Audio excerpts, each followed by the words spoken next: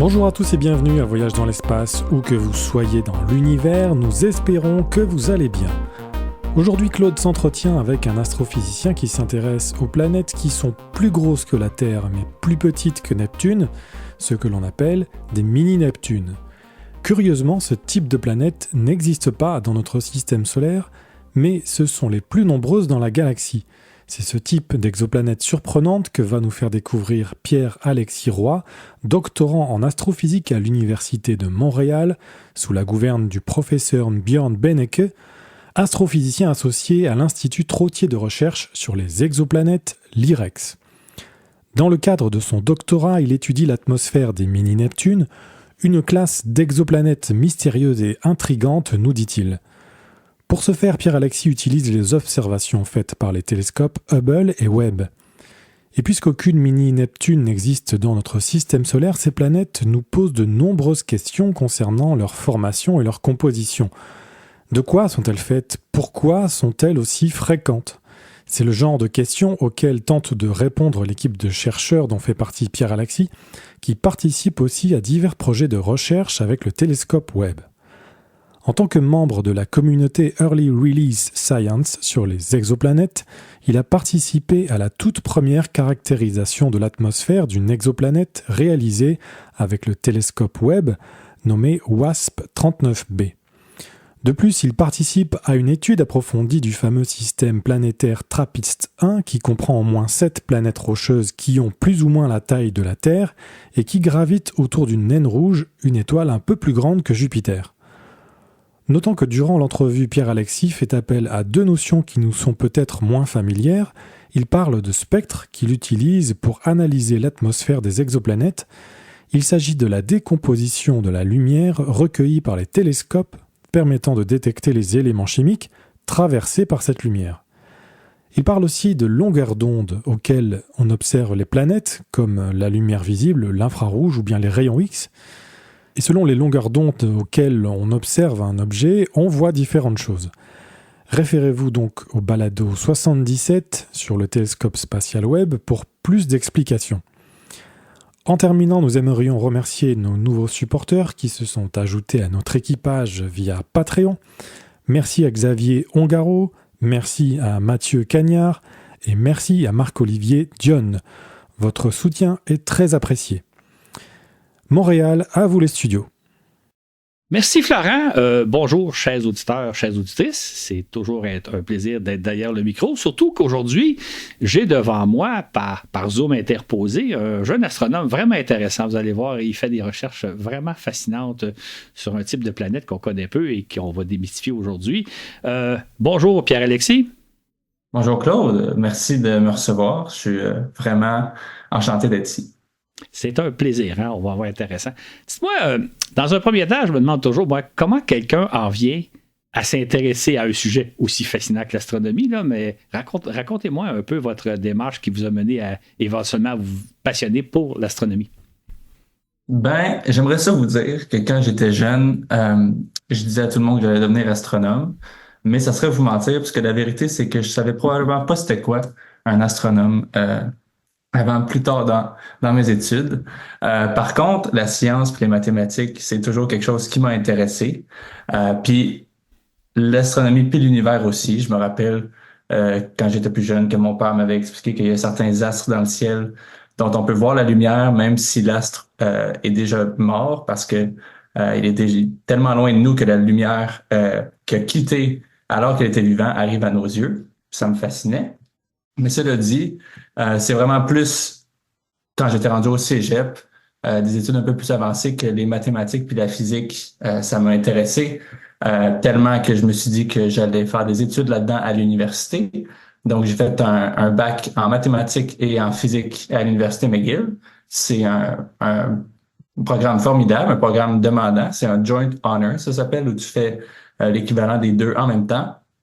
Et durant ce programme-là, j'ai fait un stage d'été de recherche, en fait, en astrophysique à l'IREX, à l'Institut de recherche sur les exoplanètes, qui est là où est-ce que je fais mes recherches aujourd'hui.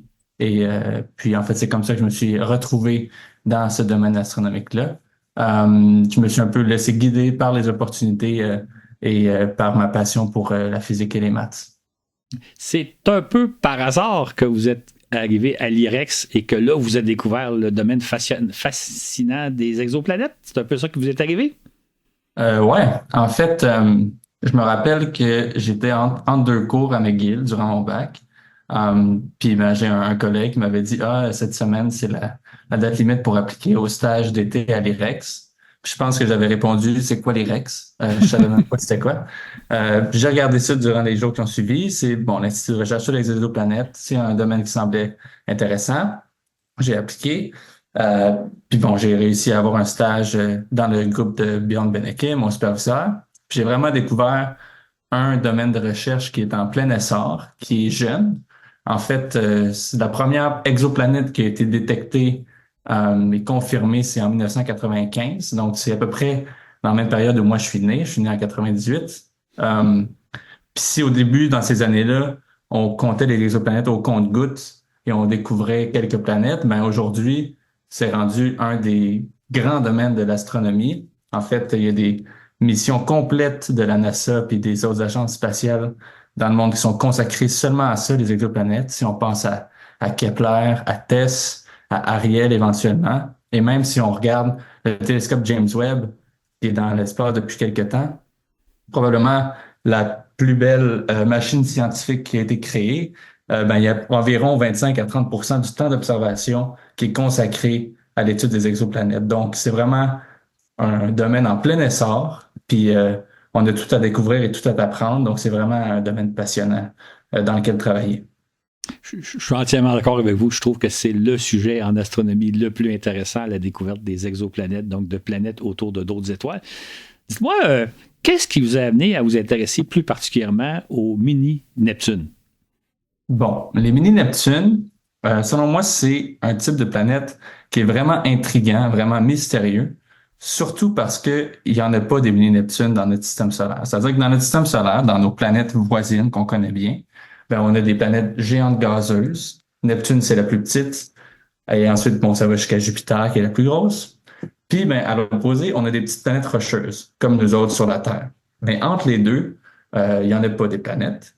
Et lorsqu'on regarde d'ailleurs dans l'univers, ben, c'est ce qu'on trouve le plus, des planètes qui sont intermédiaires au niveau de leur taille entre la Terre puis Neptune. Donc, on ne sait pas trop c'est quoi. Puis en fait, on aimerait se découvrir c'est quoi leur composition, c'est quoi leur historique de formation, etc. D'une manière plus concrète, le premier article scientifique que j'ai mené, c'était sur une mini-Neptune particulière. On avait des observations avec le télescope Spitzer, qui est maintenant décommissionné. Je ne sais pas si c'est un mot en français, mais decommissioned maintenant, et qu'on a publié. Donc, c'est un peu le premier type d'exoplanète dans lequel j'ai développé une expertise. Et depuis, ben, mes projets de recherche principaux sont sur des planètes qui sont justement avec une taille entre Neptune et la Terre. Ça veut pas dire que je travaille pas sur d'autres planètes. Je travaille sur des Jupiters chaudes, des planètes beaucoup plus grandes, des planètes gazeuses. Par exemple, on a participé au projet ERS, Early Release Science, avec James Webb. On était une collaboration de plus de 300 chercheurs qui avons fait la première analyse atmosphérique d'une planète avec James Webb. Et ben, on a pris une Jupiter chaude, très grosse, très chaude, très volumineuse, où c'était facile de déceler les signatures atmosphériques. Puis c'est une recherche dans laquelle j'ai participé. Et à l'autre bout du spectre, je fais aussi partie d'un programme d'observation du système TRAPPIST à l'Université de Montréal. On observe beaucoup ces petites planètes rocheuses-là qui tournent autour d'une étoile de type naine rouge. On va en parler plus tard. Et je touche un peu à toutes les tailles de planètes, mais mon expertise à moi, c'est les mini-Neptunes. Et en fait, je dirais même que c'est les plus intéressantes à observer pour le moment. Justement, il y a toute une gamme de planètes sur lesquelles vous penchez, mais pourquoi vous trouvez que les mini-Neptunes sont les plus intéressantes de toute la série de planètes? Bon, c'est sûr que je vais vous dire que c'est mon expertise, fait que j'ai un biais vers les mini-Neptunes, mais je trouve qu'ils se retrouvent juste au milieu entre des planètes qui sont qu'on connaît bien, qui sont faciles à étudier, ça serait les Jupiters chaudes, et qu'on a une bonne compréhension de leur atmosphère. Là, si on parlait à un chercheur expert en Jupiter chaude, il dirait que c'est pas vrai, puis qu'on a plein de choses à découvrir encore, puis il aurait raison, là. Mais c'est-à-dire que nos simulations des atmosphères des Jupiters chaudes qu'on faisait à partir de ce qu'on connaissait avant James Webb sont pas trop loin de ce qu'on observe avec James Webb. Donc, on connaît quand même bien ces atmosphères-là.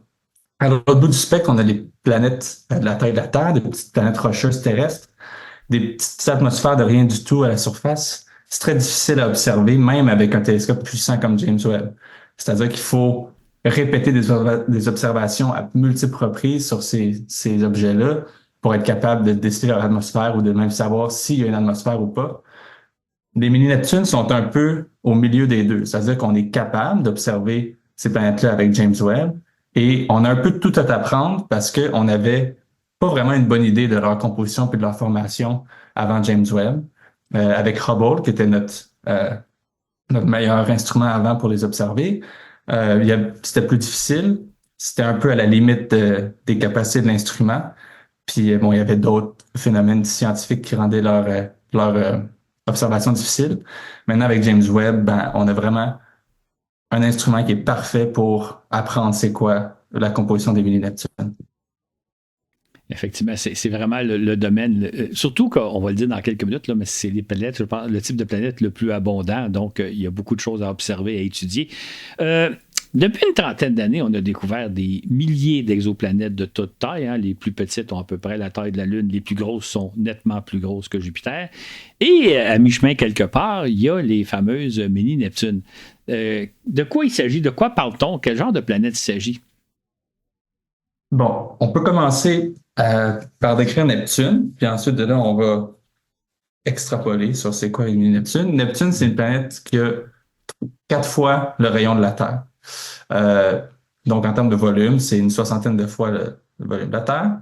Et la composition de Neptune, ça ressemble beaucoup à la composition d'une géante gazeuse ordinaire comme Jupiter, par exemple. Donc, c'est une enveloppe externe, une atmosphère qui est composée d'hydrogène puis d'hélium, qui est composée de gaz atmosphérique, en fait. C'est en astronomie, là, si des fois je vous parle dans ce podcast de métaux versus de gaz, les métaux, c'est tout ce qui n'est pas de l'hydrogène et l'hélium, et du gaz, c'est de l'hydrogène et l'hélium. Parce que lorsqu'on regarde le Soleil ou Jupiter, c'est presque juste ça. 85% d'hydrogène avec 15% d'hélium environ. Puis c'est ça qui va occuper toute la place, toute la masse, ou presque, de la planète. Maintenant, une mini-Neptune, c'est une planète qui a un rayon qui est inférieur à Neptune. Donc, on va être à peu près entre 2, 2.4, 2.3, entre 2, 2.5, 3 rayons de la Terre. Puis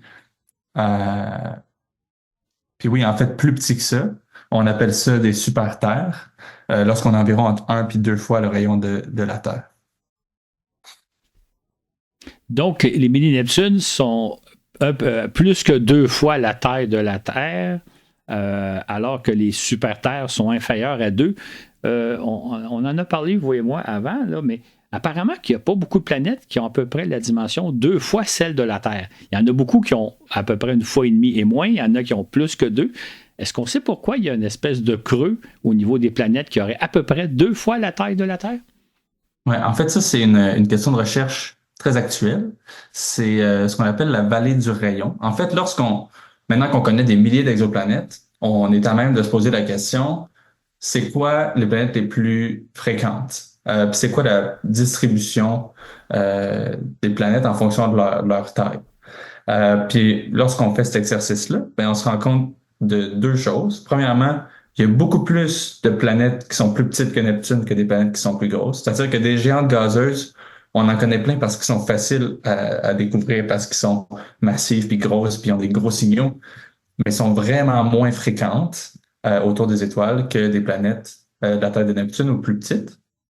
Puis lorsqu'on regarde cette distribution-là des planètes qui sont plus petites que Neptune, c'est pas uniforme. C'est-à-dire que c'est pas, on voit autant de planètes à tous les rayons. En fait, on se rend compte que c'est une distribution qui est bimodale. Donc, on a un pic où il y a beaucoup de planètes autour de 1,5 fois le rayon de la Terre, comme vous avez dit. Puis on a un pic, on a beaucoup de planètes avec environ 2,5 fois le rayon de la Terre, mais entre les deux, autour de 1,7 à 2 rayons de la Terre, ben, on voit un creux dans l'abondance des planètes. Là, ben, pourquoi? C'est une question qu'on se pose encore. Il y a plusieurs propositions qui veulent expliquer ça. Par exemple, des processus d'évaporation atmosphérique, c'est-à-dire qu'on pourrait avoir, par exemple, une planète qui forme avec beaucoup de gaz, qui forme comme étant une Neptune ou une mini-Neptune, mais qui, en recevant le vent stellaire de son étoile, va perdre son atmosphère. Dans le fond, là, il y a les molécules atmosphériques qui vont quitter le puits gravitationnel de la planète pour aller dans l'espace. Puis, ben, en fait, elle va perdre la masse, perdre du rayon et devenir une super-Terre. Donc, ça serait un processus évolutif, un processus d'évaporation qui créerait ces deux populations-là. Il y a aussi d'autres propositions qui disent que c'est deux types de planètes qui forment différemment. Donc, c'est pas en fait, les super-Terres, c'est pas des mini-Neptunes qui sont devenus des super-Terres. C'est vraiment, lors de la formation, les conditions étaient différentes. Puis, il y a deux populations qui vont naître des conditions de formation. C'est encore à débattre. C'est probablement un mélange de toutes ces questions-là, là, honnêtement, de toutes ces propositions-là qui expliquent la vallée du rayon. Mais c'est encore un sujet de recherche qui est débattu aujourd'hui, puis qu'on essaie de d'élucider. Évidemment, plus on va observer, plus on va caractériser des planètes autour de la vallée du rayon, plus on va être à même de découvrir un peu des indices sur à quoi ça ressemble les planètes de chaque côté de cette vallée-là. C'est l'un des nombreux mystères à résoudre dans le domaine Exactement. des exoplanètes, c'est ça? Et voilà. Dites-moi, parlons un peu de quoi sont faites les mini-Neptunes. Est-ce qu'ils ont sensiblement la même composition que leur grande sœur Neptune? Ben, en fait, c'est là où est l'intrigue à propos des mini-Neptunes, parce que elles vivent dans un espace en termes de masse puis de rayon, puis de leur densité, en fait, leurs propriétés qui vont définir c'est quoi leur grosseur, leur masse, où plusieurs modèles de composition peuvent les expliquer, peuvent être consistants avec leur masse, leur rayon. Ce que je veux dire par là, c'est que si je trouve une mini-Neptune, bon, je pourrais avoir un modèle d'une planète qui ressemble à Neptune, mais en version un peu plus petite, c'est-à-dire que bon, j'aurais un cœur rocheux, un manteau de glace et de métaux, puis ensuite une grande enveloppe riche en gaz, c'est-à-dire hydrogène, hélium. Puis ben, ce modèle-là peut avoir la même masse et le même rayon que la mini-Neptune que je viens de trouver. Par contre, je pourrais aussi avoir un modèle avec un cœur rocheux et une atmosphère qui, cette fois-ci, pas dominée par l'hydrogène et l'hélium, mais par exemple, de l'eau, par une molécule avec une masse molaire beaucoup plus élevée. Et ça pourrait aussi reproduire les propriétés de la planète, c'est-à-dire sa masse, son rayon, sa densité.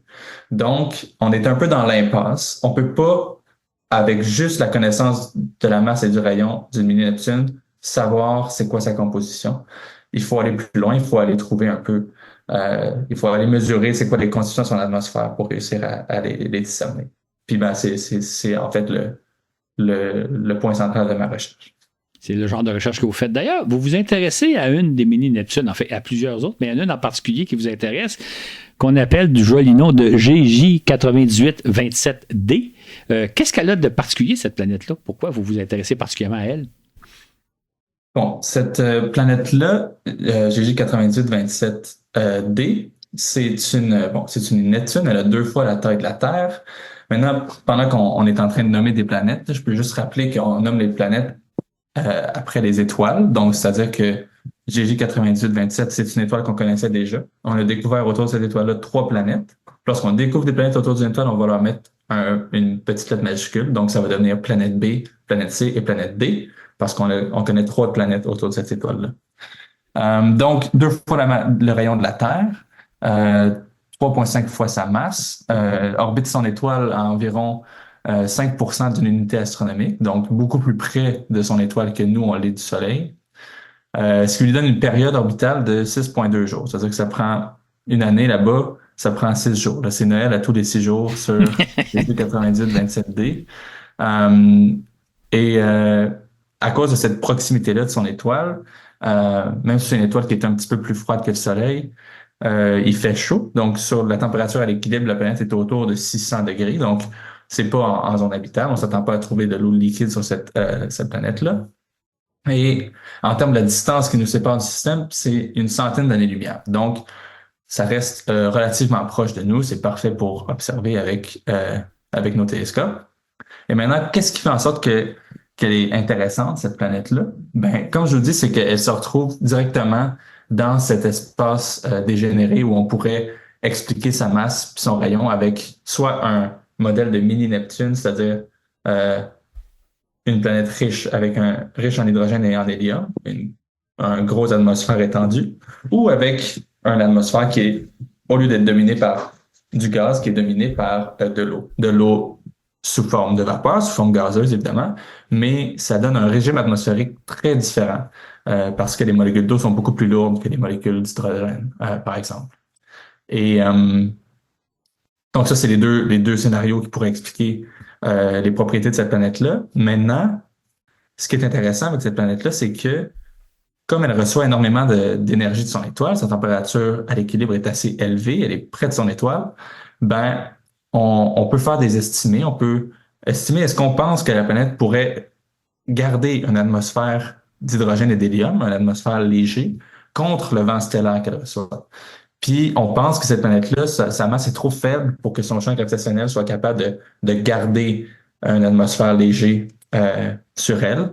Donc, on pense pas qu'elle serait capable de garder une atmosphère primordiale. On appelle une atmosphère d'hydrogène et d'hélium. Puis donc, c'est comme un indice que c'est vraiment une excellente candidate pour être un monde dont l'atmosphère est dominée par l'eau. On appelle ça un monde d'eau. En anglais, c'est un water world.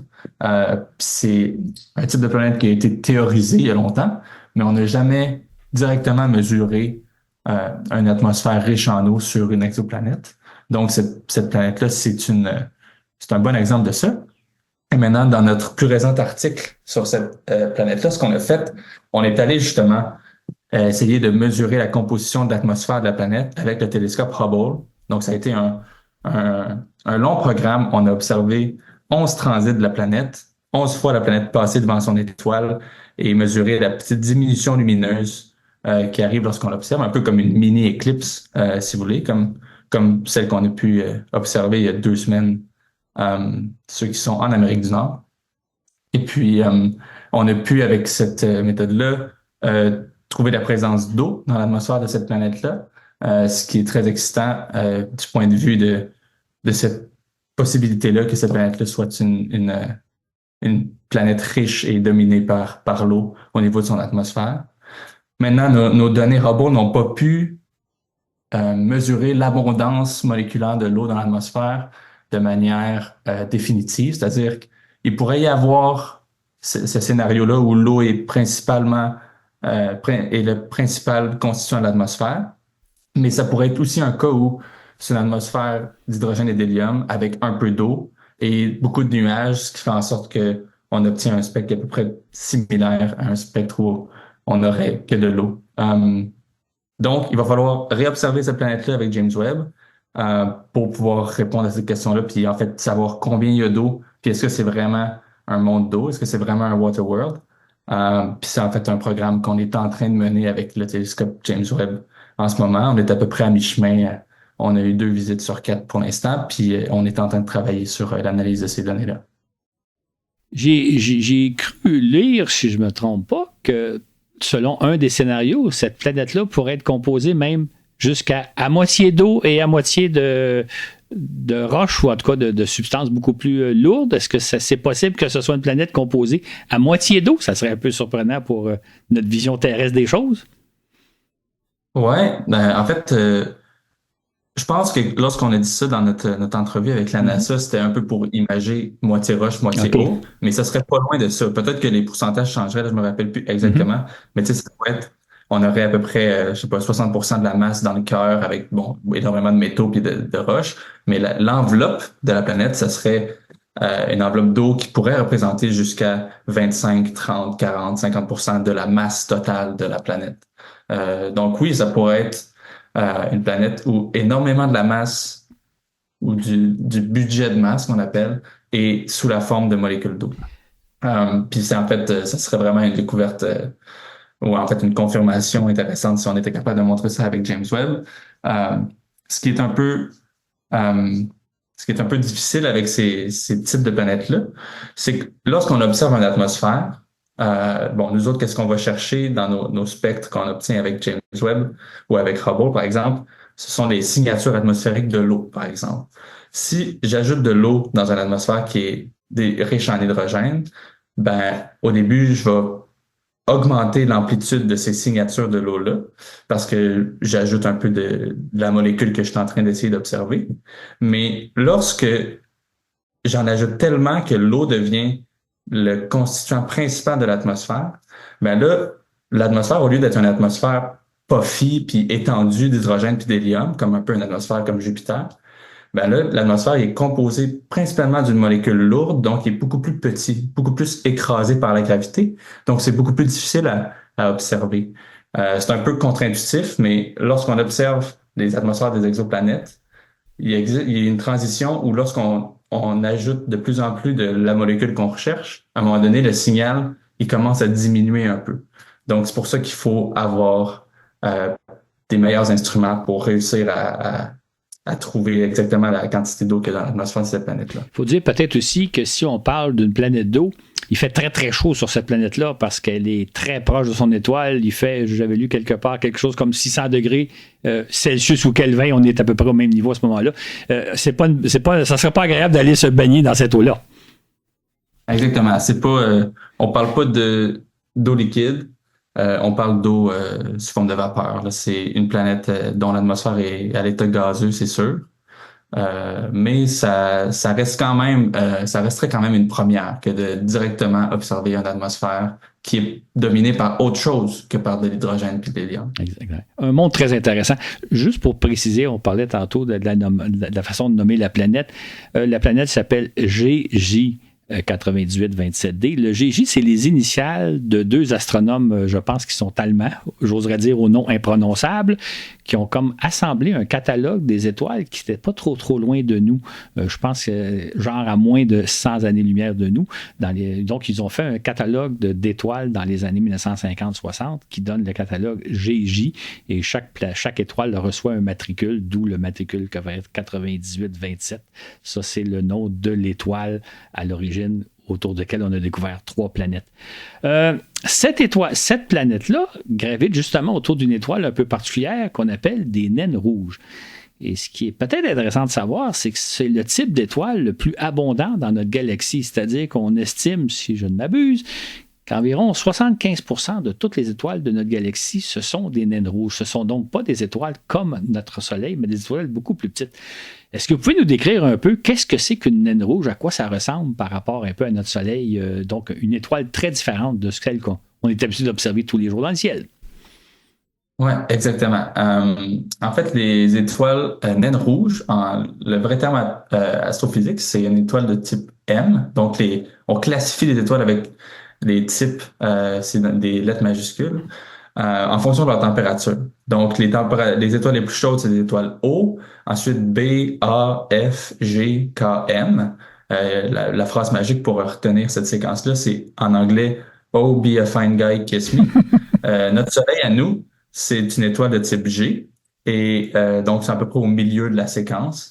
Et les étoiles les plus fréquentes qu'on trouve, c'est pas des étoiles comme le Soleil, c'est des étoiles de type M. Donc, ce sont les plus petites, les plus froides, les moins massives. Là, quand je dis froid, c'est froid à une échelle stellaire, là, c'est-à-dire que c'est quand même très chaud à la surface. On parle d'autour de 3000 degrés Kelvin. Puis pour vous donner un point de référence, les étoiles les plus chaudes, les étoiles de type O, ça peut être des dizaines de milliers de Kelvin. Puis notre Soleil, c'est autour de 6000 Kelvin, si je ne m'abuse pas. Mais donc, ça reste qu'à l'échelle de toute la population stellaire qu'on connaît, ben, une étoile à 3000 Kelvin qui fait une fraction de la taille du Soleil, ben c'est beaucoup plus froid, beaucoup moins lumineux. Mais ça vit beaucoup plus longtemps et ça a beaucoup plus d'activité stellaire. Donc, il y a beaucoup d'éruptions stellaires à la surface, beaucoup de tempêtes stellaires, euh, etc. Autour des étoiles, que ce soit les naines rouges ou bien non le Soleil, il y a ce qu'on appelle la zone habitable, c'est-à-dire un endroit où il ne fait pas trop chaud, il ne fait pas trop froid non plus, où on pourrait retrouver des planètes sur lesquelles il y aurait de l'eau liquide. C'est le cas, mettons, de la Terre. On est situé à 150 millions de kilomètres de la Terre, dans la zone habitable du Soleil, alors que Mercure est beaucoup trop proche. On peut penser à Jupiter, Saturne et compagnie sont beaucoup trop loin. Donc, il y a une espèce de zone habitable. Dans le cas, j'imagine, d'une naine rouge, la zone habitable est beaucoup plus proche, il faut être beaucoup plus proche de l'étoile sans l'être autant que la fameuse planète 9827D. Comment vous illustrez un peu la notion de zone habitable? Ouais, ben la zone habitable, moi j'aime ça l'illustrer avec l'image d'un feu de camp. En fait, la semaine prochaine, les astronomes du Québec, on va se rassembler pour notre conférence annuelle. On fait tout le temps un gros feu de camp la première soirée. Puis au début, le feu, il vient d'être fait, il y a beaucoup de bûches dedans, il est très chaud. Tout le monde est assis sur les bancs, loin du feu, on ressent la chaleur du feu, on est confortable. Mais à mesure que la soirée avance, maintenant on n'a plus de bûches, le feu diminue. Puis là, tout le monde se retrouve pris en tapon autour du feu pour rester confortable et ressentir la chaleur du feu qui est rendu beaucoup plus petit. C'est la même chose pour la zone habitable autour des étoiles. Autour d'une étoile très, très chaude, ou une étoile relativement chaude comme le Soleil, la zone habitable est à notre distance du Soleil, à une unité astronomique, où la période orbitale de la Terre, ça prend 365 jours. Autour d'une naine M, qui est moitié moins chaude que le Soleil, qui est beaucoup plus petite, ben, la zone habitable, elle est beaucoup plus près. Pour que l'eau reste liquide, ben, les planètes doivent être beaucoup plus proches à des distances où la période orbitale est de l'ordre d'une dizaine ou d'une vingtaine de journées. Puis ça, ben, pour nous, c'est parfait parce qu'on aime ça observer les planètes en transit lorsqu'elles passent devant leur étoile. Si on devait attendre 1 an ou encore plus pour observer chaque transit d'une planète, ça serait vraiment long avant d'avoir assez d'observations pour avoir des données précises. Mais lorsqu'on observe une étoile en zone habitable d'une naine rouge, ben, on peut l'observer transiter son étoile à toutes les 10-15 jours. Puis ben, ça, c'est parfait parce qu'on peut répéter plusieurs fois l'observation dans une même année puis avoir des bons résultats rapidement. Donc, on pourrait penser, en fait, que ce sont les étoiles parfaites pour découvrir des planètes habitables ou des planètes en zone habitable.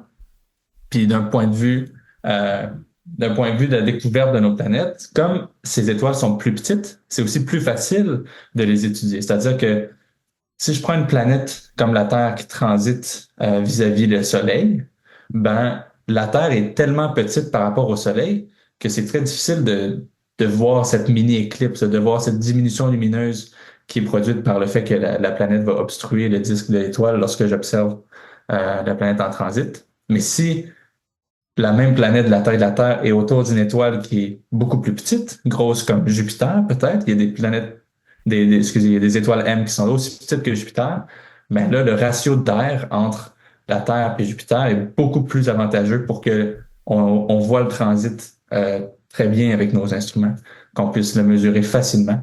Donc, d'une certaine manière, c'est la cible parfaite, c'est l'étoile haute parfaite pour que nous, on puisse observer les planètes autour en transit. Par contre, ça vient avec un désavantage qui est de plus en plus important lorsqu'on commence à étudier les naines rouges avec James Webb, c'est que c'est des étoiles très actives. Donc, je vous parlais tantôt, il y a beaucoup d'éruptions solaires, il y a beaucoup d'activités, beaucoup de flux qui va venir dans l'ultraviolet avec des photons très, très énergétiques qui vont venir frapper les planètes autour de ces étoiles-là. Donc, ça reste une question à savoir, est-ce que les planètes de la Terre, la taille de la Terre en zone habitable des naines rouges sont capables de conserver une atmosphère ou est-ce qu'ils se font bombarder par des éruptions solaires tellement fréquemment puis tellement énergétiques qu'elles perdent leur atmosphère puis elles deviennent des planètes un peu comme Mercure qui sont en fait juste des roches sans atmosphère réelle. Quand bien même elles sont dans la zone habitable, ben, c'est une des questions à laquelle on essaie de répondre avec le télescope James Webb. En fait, on pourrait parler un peu du transit, parce que là, nous qui venons de vivre ici en Amérique du Nord une éclipse il y a quelque temps, le transit, c'est quand une planète passe devant son étoile, elle fait baisser la luminosité de l'étoile, comme quand la Lune est passée devant le Soleil le 8 avril, elle a totalement caché le Soleil. Par contre, si Mercure passe devant le Soleil, ben là, elle fait diminuer un peu la luminosité du Soleil, mais très, très peu. Donc, c'est pour ça que si vous avez une relativement petite étoile avec une planète relativement grosse, elle va beaucoup faire baisser la luminosité de l'étoile, un peu comme la Lune a fait baisser la luminosité du Soleil presque à zéro, alors que si vous avez une grosse étoile et une petite planète, ben le phénomène est beaucoup plus difficile à mesurer. Dites-moi, l'étoile, la fameuse étoile autour de laquelle tourne... une autre petite notion que je voudrais mentionner, c'est intéressant, vous avez dit que la zone habitable autour d'une naine rouge est à peu près, lorsqu'une planète prend à peu près 20 jours à faire le tour de son étoile. Dans le cas de la planète 9827D, comme elle prend 6 jours, ça veut dire qu'elle est beaucoup plus proche, donc elle n'est pas en zone habitable. C'est exact? Exactement. Faut faire la distinction, là, GG 9827, c'est une étoile K, donc on n'est pas tout à fait une naine rouge, là, on est un peu à la limite, là. Les étoiles K, ça commence à être assez froid.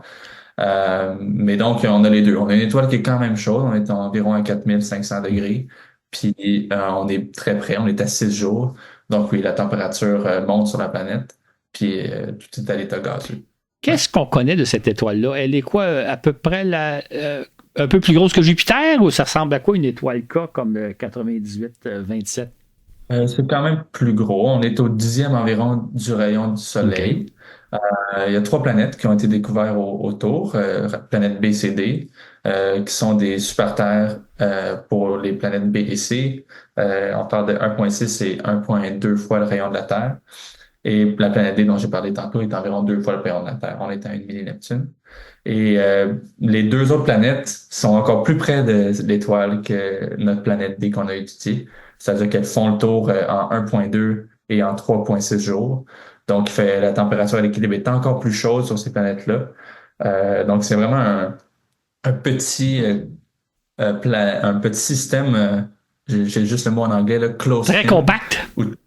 Très compact, oui, voilà, merci. Puis c'est en fait le genre de système qu'on observe un peu partout. C'est-à-dire que la plupart des systèmes qui ont été découverts par TESS et par Kepler, ce sont des systèmes compacts avec des périodes orbitales beaucoup plus petites que celles qu'on connaît dans notre système solaire. Est-ce que quand vous étudiez la planète 9827D, est-ce que vous étudiez aussi la planète B et C, ou ça serait d'autres études, d'autres observations? On ne peut pas faire les 3 planètes plus ou moins en même temps? Ou? Ça serait d'autres études qu'il faudrait faire. Par exemple, on pourrait aller étudier ces super-terres-là, voir est-ce qu'ils ont des atmosphères. Mais comme elles sont plus petites, ça serait un petit peu plus difficile. Ça nous prendrait plus de répétitions. Pour revenir à cette étude-là qu'on a publiée, c'était 11 transits de la planète D qu'on avait étudié avec Hubble. Pour vous donner une idée, c'est énorme, 11 transits d'une seule planète. 11 fois, on doit pointer le télescope sur l'étoile pendant une couple d'heures pour voir pas voir la planète passer, mais voir la diminution de lumière qui est due au passage de la planète devant son étoile. Ensuite, il faut tout analyser ces 11 visites-là, les combiner ensemble. C'est un gros programme atmosphérique, c'est ambitieux. On a pu faire ça avec Hubble parce que Hubble, c'est un télescope mature, ça fait 30 ans qu'il est plus qui est dans l'espace. On peut se permettre de proposer des programmes ambitieux comme ça puis aller vraiment aux limites du télescope. Mais par exemple, avec James Webb, pour le moment, je pense pas qu'on serait capable de s'en tirer avec 11 fois la même observation d'une planète. Il va falloir attendre un peu plus longtemps, je dirais, pour le faire. Parce que tout le monde veut utiliser Webb, puis il y a moins de demandes pour Hubble, donc il y a plus de temps on peut obtenir plus de temps d'observation avec Hubble, puisque ça fait... Là, maintenant, la vedette, c'est Webb, c'est ça? Oui, il faut dire que ces observations-là ont été obtenues à peu près en même temps que Webb était lancé. Donc, la proposition d'observation avait été faite avant.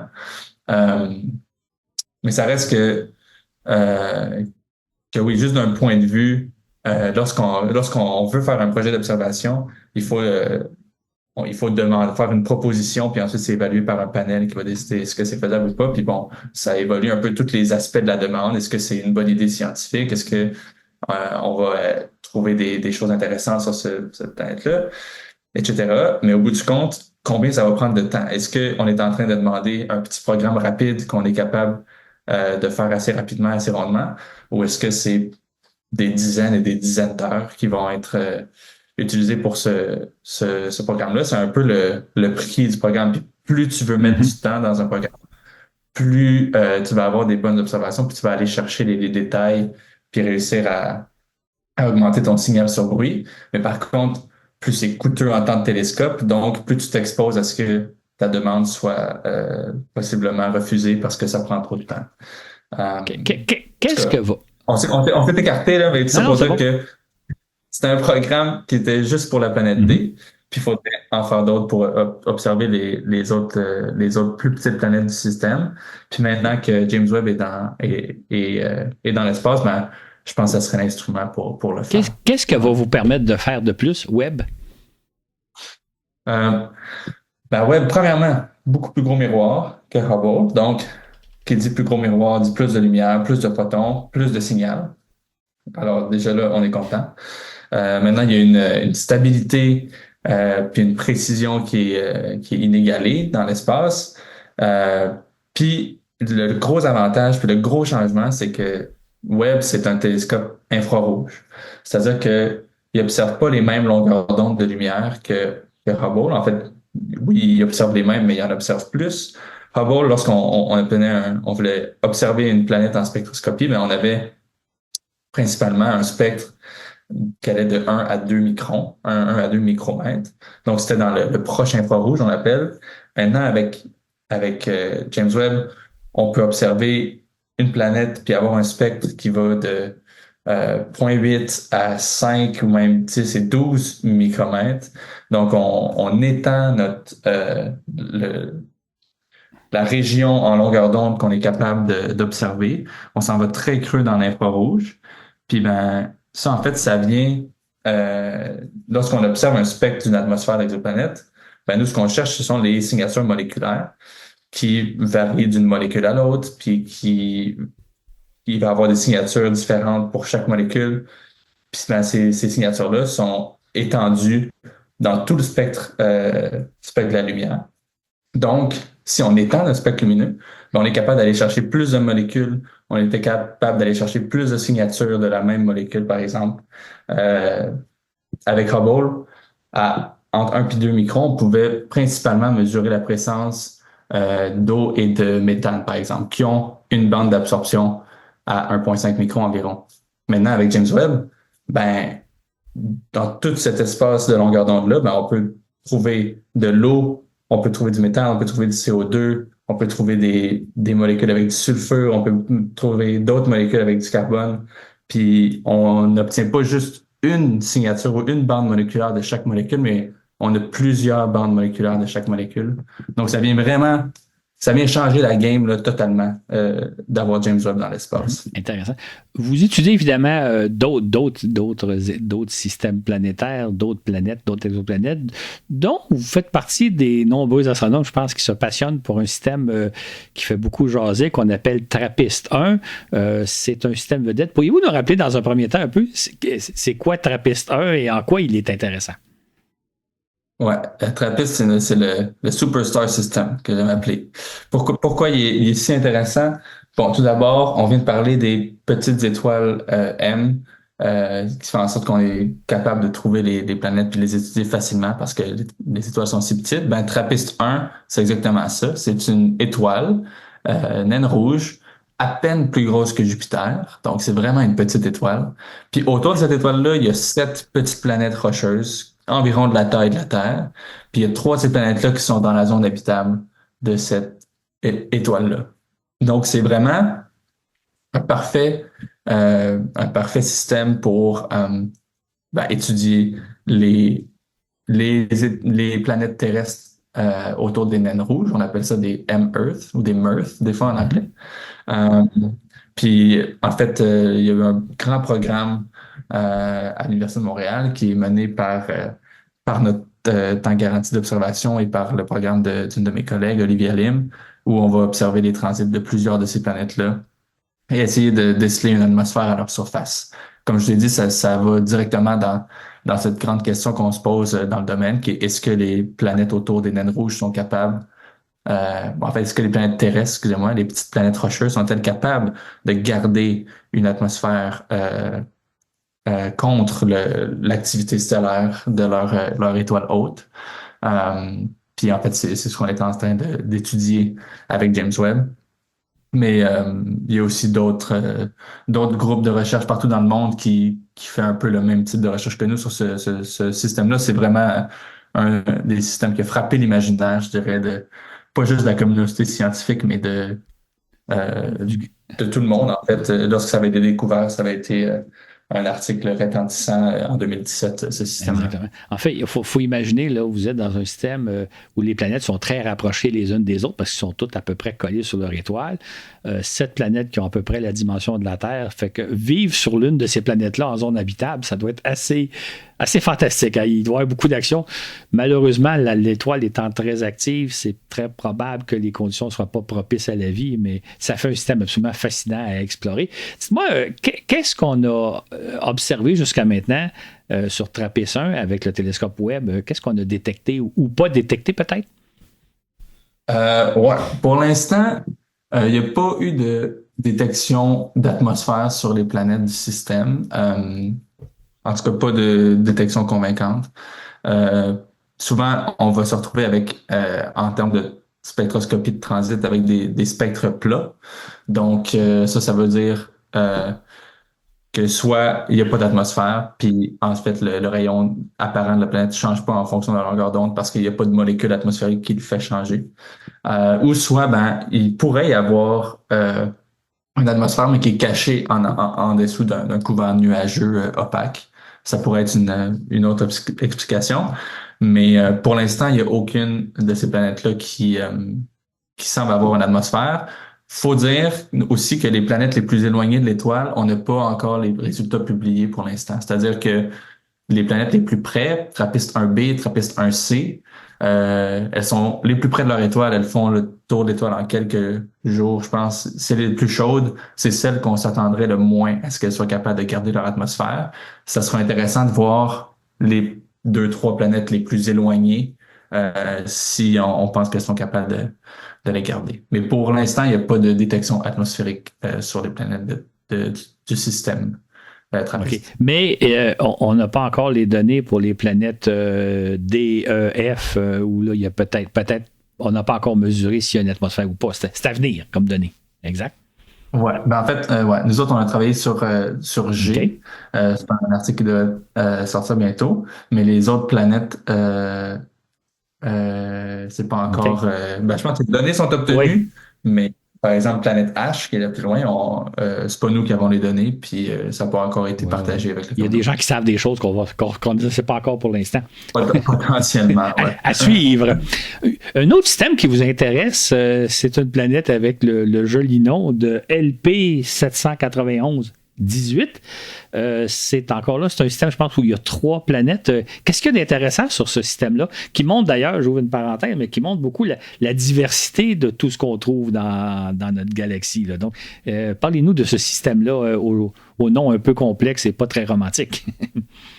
LP 791, oui, c'est un peu... encore une fois, c'est nos étoiles fétiches, les petites étoiles rouges, qui font en sorte qu'on est capable d'avoir des si bons signaux.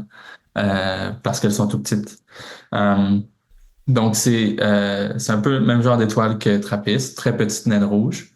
Par contre, là, on n'a pas 7 planètes rocheuses, on a une super Terre. Ensuite, un peu plus loin, on a une exoterre, donc une planète de la taille de la Terre. Et ensuite, on a une mini-Neptune. Donc, on a un peu le trio des 3 types de petites planètes autour de la même étoile. En fait, ce qui avait été découvert, ce qui avait été publié l'année passée par mon superviseur et notre équipe, c'était que la petite planète rocheuse, comme le système est compact, son orbite est excitée par la planète mini-Neptune qui tourne autour. C'est-à-dire que lorsqu'elle qu'elles se croisent dans leur orbite, ben, il va y avoir une interaction gravitationnelle entre les deux. Et ça va un peu déformer, si vous voulez, l'orbite de la petite planète. Puis ça, ben, une planète sur une orbite excentrique, ça crée un peu des forces de friction dans son cœur, puis ça la réchauffe, en fait. Un peu comme de la pâte à modeler, si vous voulez, que pour la réchauffer, pour qu'elle devienne molle, il faut la modeler. Mais c'est un peu le même genre de processus. Ensuite de ça, ben, lorsqu'il y a de la chaleur qui est créée dans le cœur d'une planète, il faut que cette chaleur-là s'échappe. Donc, on pense qu'il pourrait y avoir en fait du volcanisme sur LP 79118D, qui est la petite planète rocheuse, parce que c'est justement ces effets de marée dans la planète qui vont créer de l'énergie qui va s'échapper sous forme de volcanisme, un peu comme la lune Io de Jupiter, par exemple. Puis donc, on a un programme qui va aller observer ça avec James Webb au cycle 3. Et sinon, ben, la mini-Neptune, c'est une planète qu'on a observée en transit avec James Webb, puis on est en train d'analyser en ce moment. Est-ce que la planète qui serait en éruption, est-ce que le fait d'être en éruption, ça va être plus facile à observer s'il y a des émanations, s'il y a du gaz autour de cette planète-là, puisqu'on va observer un peu pour pas les observer telles quelles, mais on va voir l'effet de volcan en éruption. Ça rend une planète plus facile à observer s'il y a du gaz autour? Ça rend pas la planète plus facile à observer. Okay. Par contre, si on se dit que c'est difficile pour une planète terrestre autour d'une naine rouge de garder son atmosphère, ben une des façons que cette atmosphère-là pourrait perdurer dans le temps, c'est s'il y a un phénomène qui remplit un peu le réservoir atmosphérique. Puis le volcanisme, ça serait un phénomène qui pourrait générer du gaz puis remplir le réservoir atmosphérique de la planète, même si il y a de l'évaporation atmosphérique puis il y a de la perte de masse dans l'espace. C'est-à-dire qu'il pourrait avoir des gaz volcaniques là, avec beaucoup de carbone, beaucoup de sulfure, par exemple, qui pourraient créer une atmosphère, une source atmosphérique, en fait, d'une atmosphère secondaire, là, qui serait évidemment pas de l'hydrogène et l'hélium, mais qui serait une atmosphère un peu comme, je sais pas, sur Vénus ou sur Titan, une atmosphère avec une masse molaire très élevée. Puis dans ce cas-là, ça permettrait peut-être justement à l'atmosphère d'exister sur une exotère autour d'une naine rouge. Puis en fait, c'est ça qu'on va aller tester avec James Webb. Est-ce qu'on est capable de trouver... Est-ce qu'il y a une atmosphère sur cette planète-là, sachant que cette piste du volcanisme pourrait être un processus qui permet à l'atmosphère de survivre. OK, intéressant. Moi, vraiment, c'est intéressant. Vous faites des études sur une belle variété de planètes qui offrent toutes sortes de cas particuliers. Sur quoi vous allez travailler dans les prochains mois, prochaines semaines? Là, sur quoi vous travaillez ces prochains mois? Bon. Ma prochaine priorité, c'est l'analyse de la mini-Neptune LP79118C, dont on vient de discuter. Donc, on a un beau spectre avec James Webb. On est capable de faire une caractérisation atmosphérique. Donc, ça sera un projet que je suis en train de mener puis de terminer dans les prochains mois.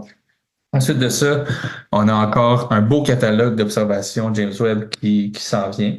Entre autres, une autre mini-Neptune semblable à soit LP791 ou à JJ8827 qui s'appelle TOI 270D. Elle est beaucoup plus froide, par exemple. Elle est autour de 380 degrés Kelvin. Puis c'est une mini-Neptune dont on a observé 2 transits. Donc, on a eu un beau spectre qui couvre presque de l'optique là, à environ 0,7 micromètres jusqu'à 5,2 microns. Et c'est honnêtement le plus beau spectre de mini-Neptune qu'on a jusqu'à présent. Ça a été... on l'a partagé avec la communauté il y a environ un mois et demi. Maintenant, on réobserve 2 fois cette planète-là avec les mêmes instruments, juste pour augmenter notre précision puis notre signal sur bruit.